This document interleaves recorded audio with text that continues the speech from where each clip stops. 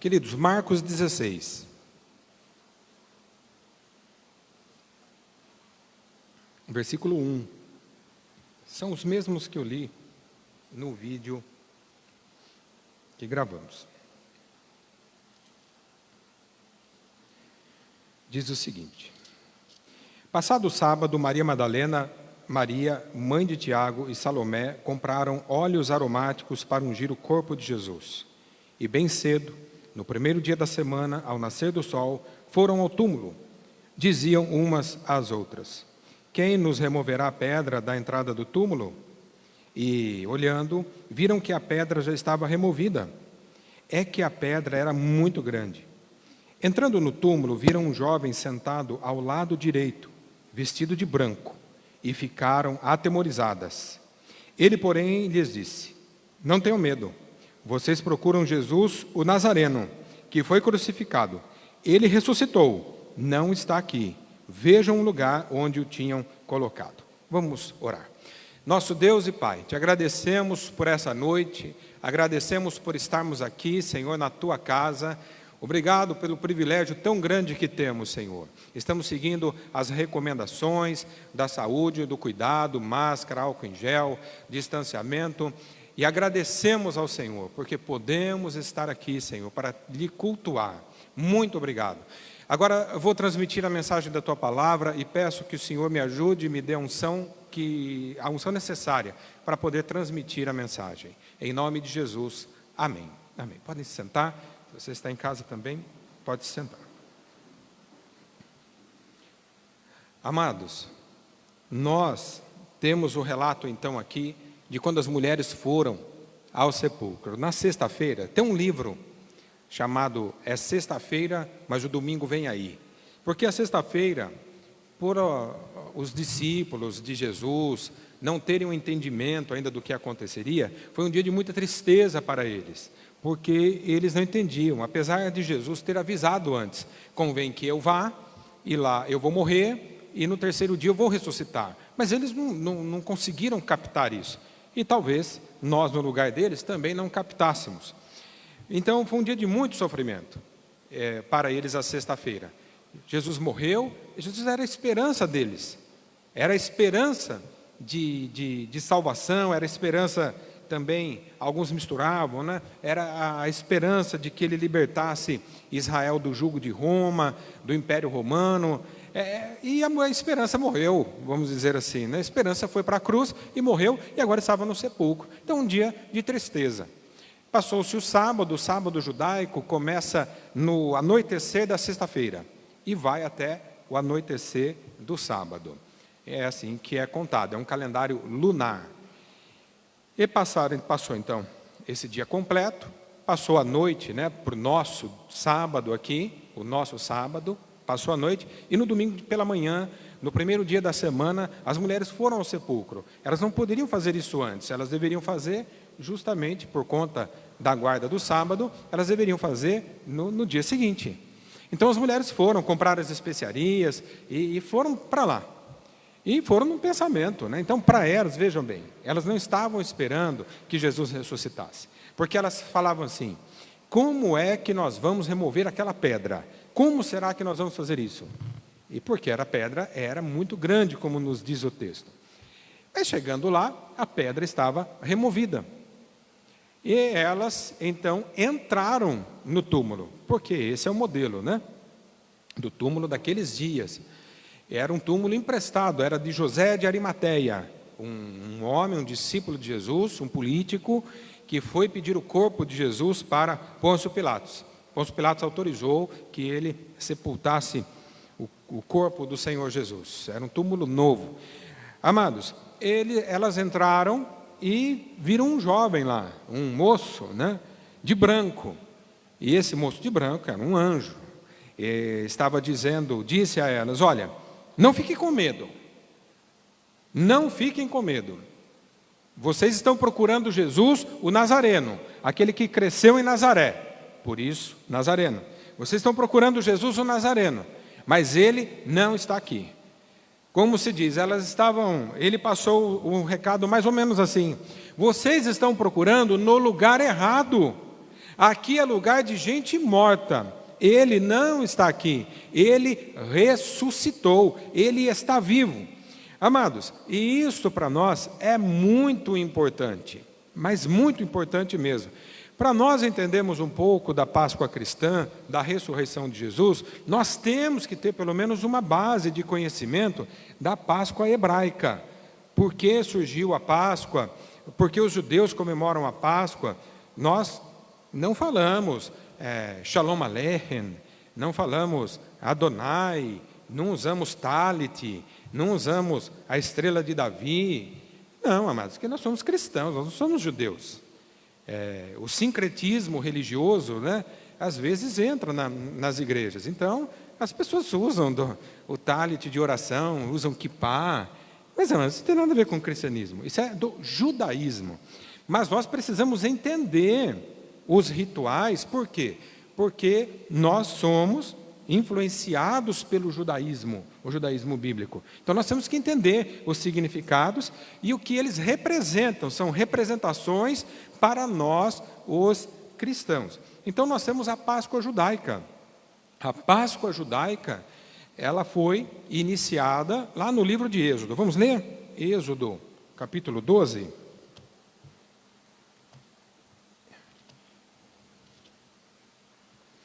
Algumas pessoas, eu mesmo, quando me converti, ou antes de me converter, Êxodo 12, eu tinha ideia que a Páscoa era uma festa por causa da ressurreição de Cristo. Mas na verdade não é. Jesus ressuscitou no período da Páscoa. A Páscoa é uma festa que já existia. Vamos ler capítulo 12. Vamos ler o 11. Vamos ler o 8, vai dar um contexto melhor. Êxodo 12, 8. Naquela noite comerão a carne assada no fogo, com pães sem fermento e ervas amargas. Não comam do animal nada cru, nem cozido em água, porém assado ao fogo. A cabeça, as pernas, as vísceras. Não deixem nada do cordeiro até pela manhã. O que, porém, ficar até pela manhã, queimem. 11. É assim que vocês devem comê-lo, já prontos para viajar, com as sandálias nos pés e o cajado na mão. Comam depressa, é a Páscoa do Senhor. Eu peço para o técnico abaixar um pouquinho o volume do som, no geral aqui para mim, por favor. Amados, o nome Páscoa é derivado de Pessah, que é o nome que vem lá do hebraico. Pessah, também tem um acento. Pessah, Páscoa, que quer dizer passagem, passar por cima. Então, comam depressa, porque é a Páscoa do Senhor. É a Pessah do Senhor. Mas repita, mas a gente não fica falando Pessah, Shalom Aleichem, Shalom. A gente fala paz mesmo. Shalom quer dizer paz, né? A gente fala no português mesmo, paz. Paz, é melhor. Mas não estou dizendo que seja errado, né? Porque é o mesmo significado. O que a gente não pode, amados, é misturar, né? Sincretismo religioso. Aí a gente acaba criando problema, né? Sal grosso para dar sorte, colocar arruda na orelha, contra maus espíritos, mal olhado. Isso aí não faz parte do cristianismo, isso é de outras religiões. O que faz parte do cristianismo é orar em nome de Jesus e as coisas que estão na Bíblia, só isso. Mas vamos lá, voltando aqui, Páscoa, voltando, senão eu vou para outro caminho, né? Amados, eles deviam fazer o quê? Era a última praga para eles saírem do Egito. Eram escravos no Egito e iriam sair do Egito. O que eles deveriam fazer? Deveriam sacrificar um cordeiro, conforme o tamanho da família, o tamanho do animal. Deviam assar, e o sangue desse animal, eles deveriam passar nos batentes das portas de suas casas. Naquela noite, o anjo da morte, enviado pelo Senhor, iria passar por todo o Egito. E eles moravam no Egito. Então, alguma coisa deveria diferenciar os judeus dos egípcios. Apesar dos judeus, amados, desses judeus que estavam lá, serem egípcios também, né? Eles eram egípcios, eles nasceram no Egito. Quem nasce no Egito é egípcio. Eles moravam lá. Então, precisamos também diferenciar, né? a nacionalidade deles da descendência deles que vem de Abraão. Então, eles eram egípcios porque nasceram lá, mas eram descendentes de Abraão por sangue. Vamos lá. Então, o anjo ia passar em toda a terra do Egito e iria matar todo o primogênito. E aqueles onde tivessem o sangue nos batentes das portas, então o anjo ia pular, passar por cima. O anjo não entraria na casa daqueles que tivessem o sangue do cordeiro que tinha sido morto, imolado, ofertado. Eles também deveriam comer esse cordeiro assado e com ervas amargas. As ervas amargas é para lembrar do sofrimento. Os judeus até hoje, no período da Páscoa, se você tiver curiosidade e quiser, tem um canal no YouTube chamado Israel com a Aline. É uma jovem brasileira, uma mulher já brasileira, que está morando em Israel, acho que tem uns 14, 15 anos. E ela conta, fala, e tem um específico da Páscoa, dos alimentos. Então eles comem os alimentos amargos para lembrar do quê? Do sofrimento. Então tudo tem um simbolismo na Páscoa judaica. Amados, e eles deveriam comer assim, o cordeiro e o sangue passado, o cordeiro assado, passar o sangue, o anjo da morte viria e não entraria na casa daqueles que tinham o sangue do cordeiro. Então todos os anos os judeus, foi uma ordem divina, os judeus comemoram a Páscoa, eles relembram a Páscoa. Então o que os judeus lembram nesse dia? Quem foi Israel, quem é Israel e quem deveria ser Israel, o povo de Israel. Quem é Israel? Quem era Israel? Escravos no Egito. E nós temos que traçar um paralelo entre a Páscoa judaica e a Páscoa cristã. Entre os judeus escravos e nós, escravos também. Mas nós não somos escravos. A nossa nação nunca foi escrava, alguém diria. Nós fomos escravos do pecado. Então, no período da Páscoa, claro que nós devemos lembrar isso todos os dias, mas na Páscoa, nesse período, a gente enfatiza. Nós nos lembramos que fomos escravos do pecado, que estávamos nas garras do pecado. Agora, quem é Israel? Povo liberto pelo Senhor. Quem é a igreja? Quem somos nós? Povo liberto pelo Senhor. Liberto como? Liberto pelo sacrifício de Jesus na cruz do Calvário. Quando Jesus morre, quando Jesus se entrega, ali é o Cordeiro de Deus. Não foi isso que João Batista, quando viu Jesus, apresentou Jesus? Eis aí o Cordeiro de Deus que tira o pecado do mundo. Então, ele é o Cordeiro de Deus que foi sacrificado. Esse sangue que era para passar na porta, lá os judeus passavam na porta, esse sangue agora está nos nossos corações, de uma maneira figurada. Por quê? Porque o Senhor Jesus habita em nossos corações através do Espírito Santo. Então, se a casa que deve ter o sangue é onde ele habita, então o nosso coração, a nossa vida deve ter este sangue, o sangue do Cordeiro, ou seja, Jesus habitando aqui. E onde, amados, o sangue do Cordeiro está, a praga não entra. Lembra, amados, vamos nos lembrar. E às vezes algumas pessoas ficam chocadas, mas é a realidade. O anjo da morte que foi lá matar os primogênitos era da parte de quem? Do diabo? Não, não era do diabo. É o juízo de Deus. É que algumas pessoas, eles ficam assim com essa, é a graça, e existe a graça de Deus, amados. A graça de Deus é real. Mas e a justiça de Deus? Algumas pessoas, não, a pessoa, ela não vai colher o mal, porque, não, amados, a Bíblia diz, aquilo que o homem plantar, ele vai colher. Se ele plantar milho, ele colhe milho. Se ele plantar, tem um ditado que virou popular, mas que tem parâmetro bíblico, né? Quem planta vento vai colher tempestade. Quem planta problemas vai colher problemas. Ah, mas eu vou orar bastante para ele. Ok, se ele se arrepender, há tempo. Ok, pode acontecer, mas do contrário, amados, é a justiça de Deus. Faraó foi contra o próprio Deus e ele colheu, e a nação que ele representava colheu junto. Então é a justiça de Deus, é o anjo da parte de Deus que foi para executar não foi um anjo do diabo. Às vezes pode ser do diabo, e às vezes não. Então, nós temos que entender, amados, que o mundo espiritual, nós sabemos muito pouco dele, né? Mas ele é real. O mundo espiritual é real. E existem coisas que nós fazemos aqui que refletem na nossa vida espiritual.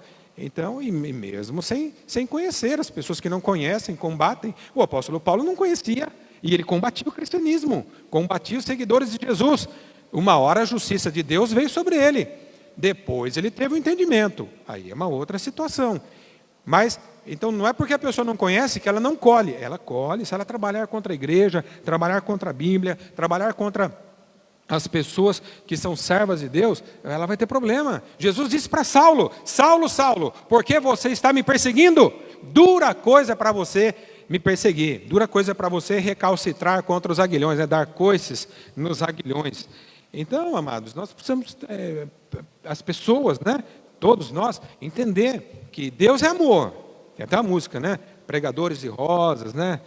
Preguem que Deus é amor, mas é justiça também. Deus é justiça também. Então, um outro ponto, para a gente não brincar com as coisas de Deus, com as coisas espirituais, levar a vida espiritual a sério. Bom, então, ele é o povo liberto lá do Egito, nós somos libertos do pecado. O sangue é o sangue de Jesus, o Cordeiro de Deus que tira o pecado do mundo nos umbrais, está na nossa vida. E quem deveria ser Israel? Israel deveria ser bênção para o mundo. De uma certa forma, Israel é bênção para o mundo. Por quê? Porque através de Israel nós temos a Bíblia, através da palavra aqui, a palavra escrita. Através de Israel nós temos o Salvador. Ele é judeu, ele é nascido da tribo de Judá. Então, através dos judeus, nós temos a palavra encarnada, que é Jesus. Então, de uma certa forma, o povo judeu é bênção para todas as famílias da terra, como Deus havia prometido a Abraão. Mas eles não fizeram o que Deus gostaria que eles tivessem feito, que era o quê? Propagar. Que só o Senhor é Deus, que só o nosso Deus é o Deus verdadeiro. Eles não fizeram, eles foram contaminados pelas nações. E chega ao ponto em que eles não reconhecem Jesus como Salvador e Senhor. Existem judeus chamados messiânicos, os judeus que creem que Jesus seja o Messias. Existe um grande grupo, mas a maioria dos judeus não crê que Jesus seja o Messias. Alguns acham que ele é um profeta, até um mestre bonzinho, mas Messias de jeito nenhum, não acreditam. Mas a gente respeita, mas é claro que a gente não concorda. Para nós, Jesus Cristo preenche todos os requisitos que o Messias, que era exigido para o Messias, e não é só por isso que nós cremos, porque ele preenche os requisitos, porque nós estudamos, não é isso. O que é que a Bíblia diz a respeito, para nós sabermos se nós somos filhos de Deus? O que a Bíblia nos ensina? Que o mesmo Espírito Santo testifica com o nosso espírito que nós somos filhos de Deus. Então nós temos certeza que Jesus Cristo é o Messias e que nós somos filhos de Deus. Eu não tenho certeza que outra pessoa é. Eu não posso ter essa confirmação, a menos que Deus me diga. Mas a mim, eu preciso ter essa confirmação através de quem? Através do Espírito Santo. O Espírito Santo testificando com o nosso espírito, cada um. Então, amados, se Israel deveria fazer isso e não conseguiu fazer, está nas nossas mãos agora, a igreja. Não que Israel não tenha mais função nenhuma. Israel tem função ainda. Algumas coisas vão acontecer através do povo judeu. Mas a pregação do Evangelho, a pregação, o apresentar o Messias para as pessoas, está conosco, está nas nossas mãos, está nos nossos corações e também na nossa boca. Por quê? Para nós apresentarmos, falarmos, né? Vamos ler, por favor, 1 Coríntios 5. Só para a gente dar base para o que estamos falando. 1 Coríntios 5.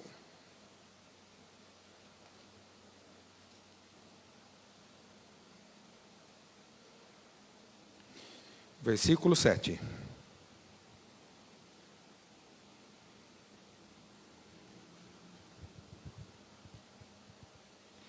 5:7.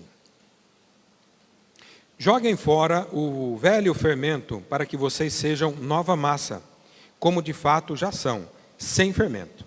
Pois também Cristo, nosso Cordeiro Pascal, foi sacrificado. Então, Paulo está escrevendo, explicando isso que a gente acabou de falar. Cristo, a nossa Páscoa, ou o Cordeiro Pascal, o Cordeiro Substituto. Vamos lá agora, 1 Coríntios 15.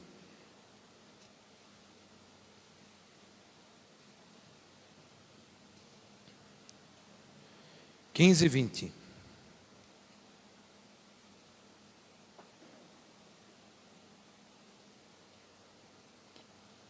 Mas, de fato, Cristo ressuscitou dentre os mortos, sendo Ele as primícias dos que dormem.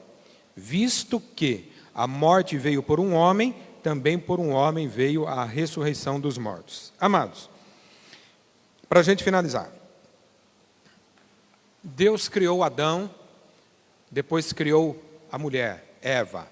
Criou uma mulher para um homem. Esse é o modelo do relacionamento para os seres humanos. Não é poligamia, não é bigamia, não é homossexualismo, não é. É uma mulher para um homem. É o modelo de Deus. Alguém, mas eu não concordo. É um direito que a pessoa tem, mas biblicamente é esse o modelo. Não é uma mulher ou um outro homem para Adão, não trouxe duas mulheres, e enfim. É uma mulher e um homem. Esse é o modelo do relacionamento para nós, seres humanos. Bom, criou os dois, não havia morte física, eles não morreriam. Por quê? O que traz a morte física para a humanidade é o pecado. Quando eles desobedecem a Deus, comendo o fruto, então a morte física entra na humanidade. Então, por um homem, alguém diz, mas foi a mulher que comeu, mas ele era o responsável por ela. Inclusive, quando a mulher comeu, o que aconteceu com eles quando a mulher comeu o fruto? Nada. Quando ele comeu, aí houve problema. Porque os dois, no casamento, se tornam um. E ele era o responsável. Quando os dois comeram, então, ele como responsável responde. Parecido com uma empresa.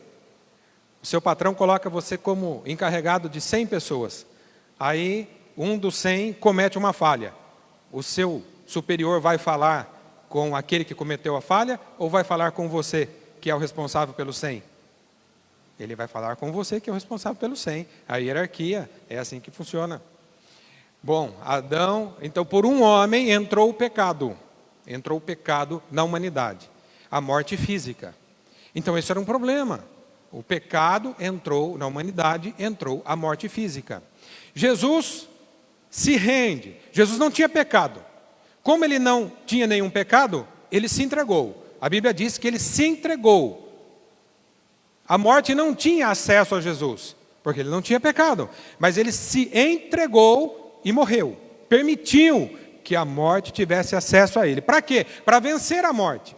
Então, ele vai para o sepulcro, ele morre na sexta-feira, vai para o sepulcro, mas o domingo vem aí, como diz o título, né, do livro que eu mencionei. O domingo chegou, as mulheres foram até o sepulcro na esperança de encontrar o corpo de Jesus para passar as especiarias, como era o costume. Mas o anjo disse a elas, vocês estão procurando no lugar errado. Ele não está aqui, ele ressuscitou, ele venceu a morte, amados. E como ele venceu a morte, então ele é as primícias, ou ele é o primeiro daqueles que ressurgiram dos mortos. Quando ele ressuscita, é o que Paulo está falando aqui, quando ele ressuscita dos mortos, ele está falando, vocês que creem em mim, vocês também serão ressuscitados do mundo dos mortos. É o que vai acontecer conosco. Como ele ressuscitou, nós também vamos ressuscitar. Amados, é o que nós cremos. O apóstolo São Paulo escreveu aos Tessalonicenses, falando para eles, olha, consolem uns aos outros. Amados, nós temos perdido pastores, nós temos perdido pessoas queridas da nossa família, que têm partido, que têm ido embora, colegas, membros das igrejas, nós temos perdido, mas nós vamos nos encontrar um dia, eles vão ressuscitar. Se nós tivermos partido também, nós vamos ressuscitar também, e estaremos para sempre com o Senhor. Se estivermos aqui no dia do arrebatamento, então nós não experimentaremos a morte, mas nós teremos nossos corpos transformados, e nós vamos nos encontrar com o Senhor nos ares, e vamos estar todos juntos, reunidos novamente, sabe por quanto tempo? Para sempre. Vamos aplaudir ao nosso Deus.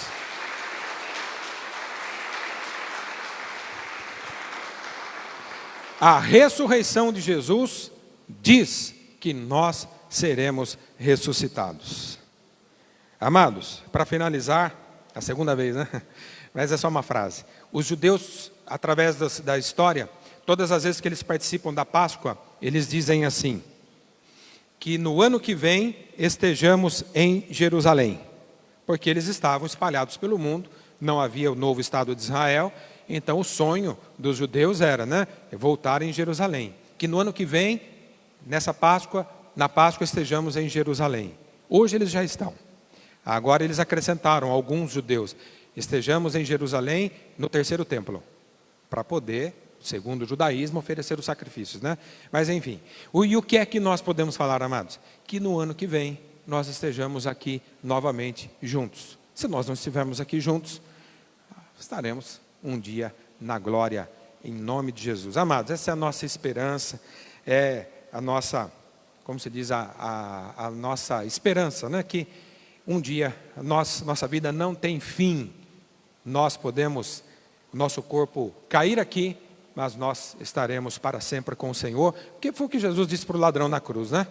Hoje mesmo você estará comigo no paraíso.